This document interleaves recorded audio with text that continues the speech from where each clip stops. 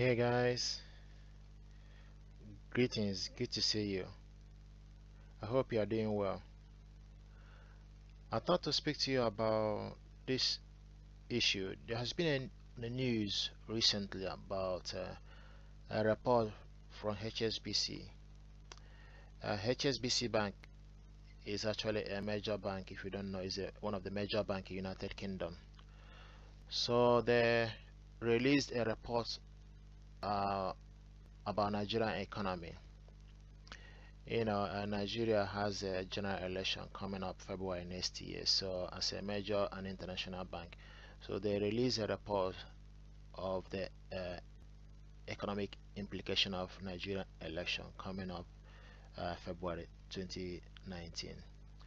So, HSBC was just saying that the Nigerian election is likely to have a negative effect on Nigerian economy. There has been an increase in political uncertainty. There has been a lot of defection from here and there, from different party to the other. And this political uncertainty, it precludes political reform, and the political uncertainty, it weighs down on confidence of the investors or foreign investors uh, to Nigerian economy. This political uncertainty, it deters investment spending and restrain the economic growth outlook of Nigeria.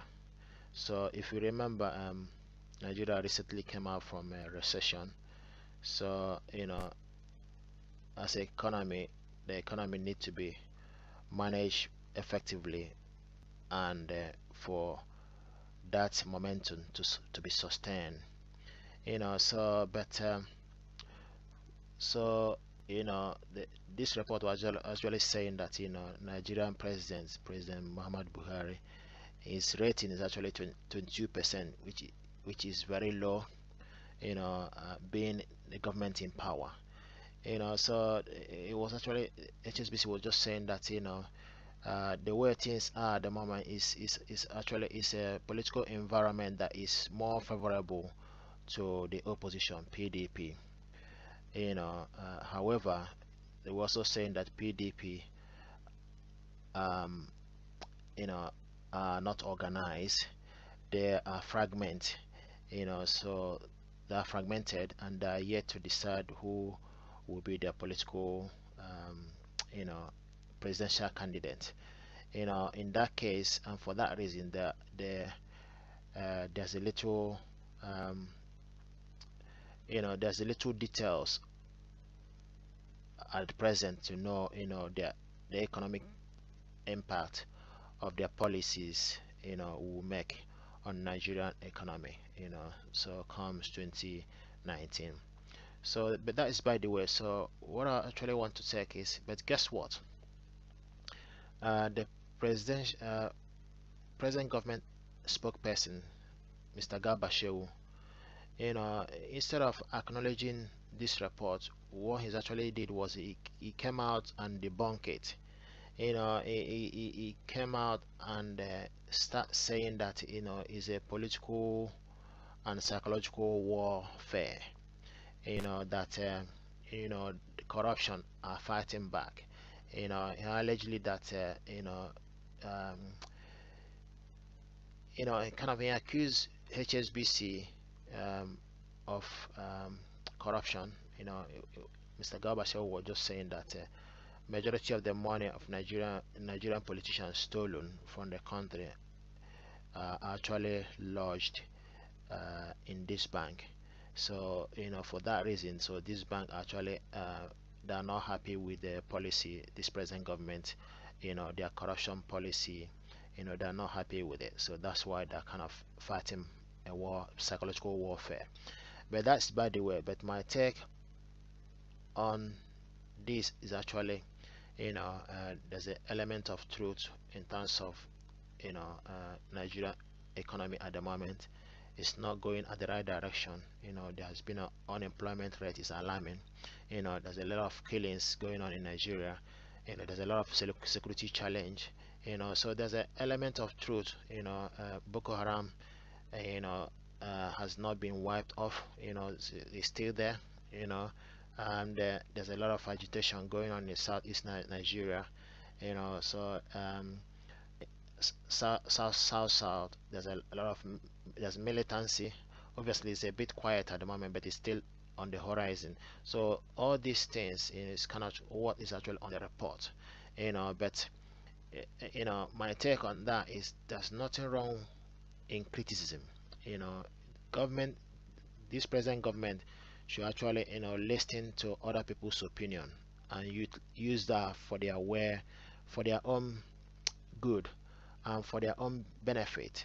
But instead of Garbachew came out and start fighting or start accusing HSBC or picking a fight between HSBC, I don't think it doesn't need it's needful. I don't think there's a need for that.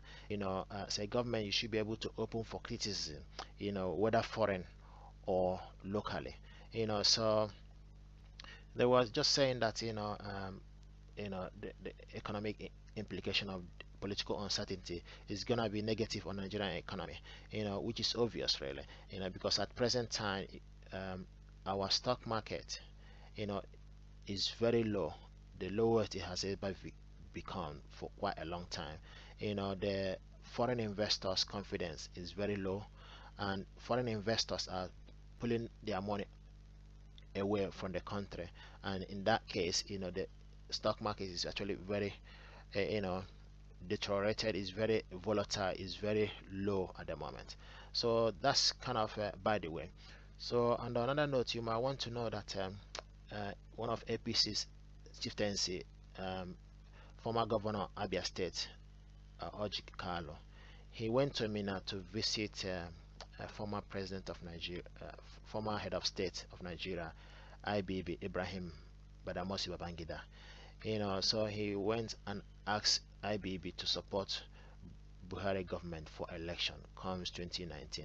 He came to Mina to solicit for Buhari support because he saw that a lot of people from opposition have came to Mina asking for support. So he thought it's important for him to come in and see IBB, for him to support President Buhari. He was also saying that government is about football pitch. It's about football, so they have already played for 5 minutes, so they needed another half time, and so 45 minutes is half time, so they need another 45 minutes. So but my take on that is, Mr. Josakal, in a football field, first half, if you have not done enough, the manager, or the coach actually has right to change you to someone else. So, and the coach here is actually Nigerian citizens. So they are the one who have to check, the policy implication of this present government towards their life. They have to check for the last 4 years what this government have actually done for them individually and collectively. So you going to Mina asking for support from IBB as a one person I think is really, if you might find it that it is necessary, but my take is, if this present government policy are beneficial to the citizen, I bet you the citizen will elect them. But if they are not beneficial to the citizen, it's equally important for citizens to do the needful. So you saying refer Nigerian, present government or political scene as football field, that you guys still need another 45 minutes in order to score the goal, or I thought it's really a joke.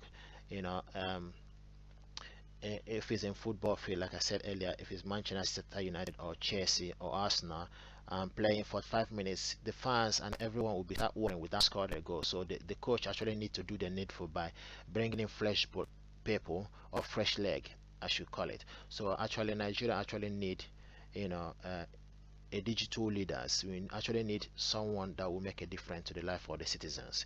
We actually need someone that is competent enough someone that will be respectful the whole world, someone that will unite the country, instead of feeling, or making some area 5% or some area is 99%. So we actually want someone that will be present for the whole country, not putting only one section of the country for security parameters of the country. So these are just my takes on this. We actually need someone that is competent enough. If you look at the way things are going, we are 200 million people, but we have massive security challenge. Unemployment is alarming. There's no electricity, there's no good road, sir. There's no hospital, healthcare system is abysmal. you know um, there's no accountability. Our economy based on mono economy. Fair enough, petroleum price has gone up, but from that report also from HSBC, we are not actually seeing the benefit of that petroleum price going up to the citizens. It's about using the resources we got to be able to make a difference, provide an enable environment, provide infrastructure facilities for the benefit of the citizen, provide accountability, um, free education, free healthcare services. But these things are not there in Nigeria at the moment. So, my take, I just thought to speak to you about this, that, Nigerian citizens, we actually need to do the needful. We need to be aware what's going on. That these politicians, they have taken us for granted for far too long. So you know, the report about Nigeria is actually, there's a truth there. So Garba Shehu fighting HSBC, telling them about, accusing them about corruption, is actually, is Nigerian citizen who actually, um, you know, um, you know take care of this present government by making sure if the policy they are bringing in, or the policy they have been, if they have benefited from the policy of this government, they will keep the government, they will vote them in.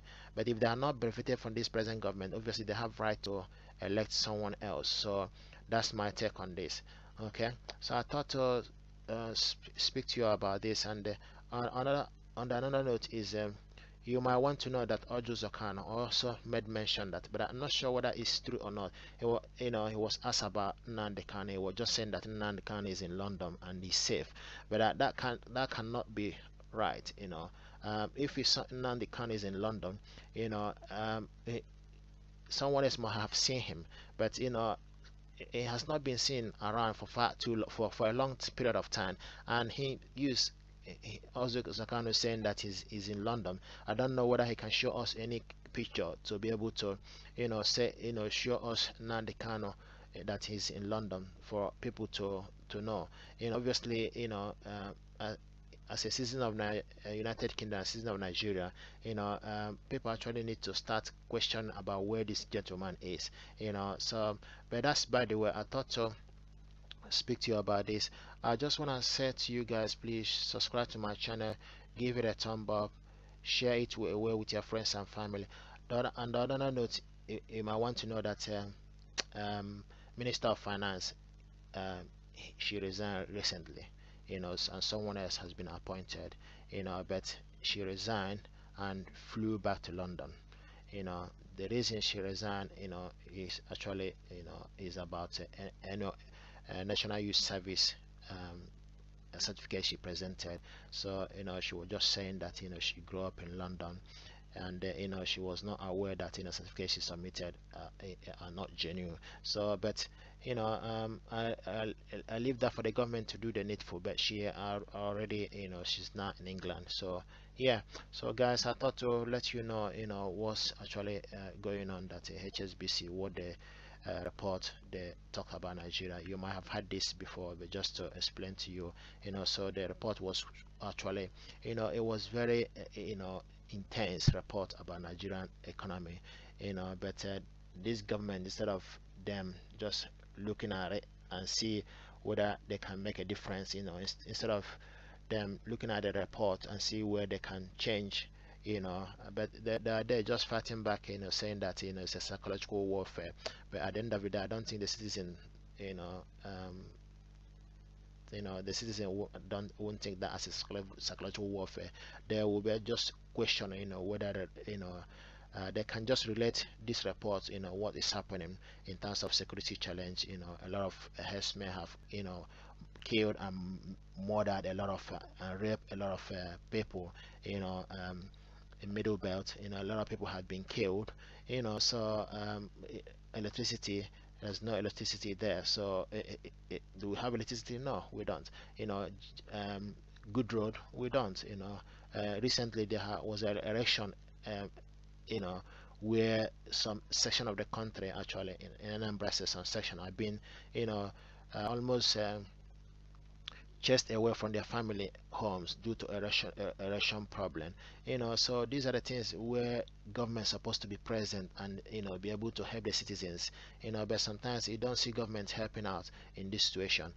So I just thought to tell you and speak to you about this, just for you to be aware of what's going on, and asking all of us, for us to elect someone that is competent and a credible leader come 2019. We actually deserve it.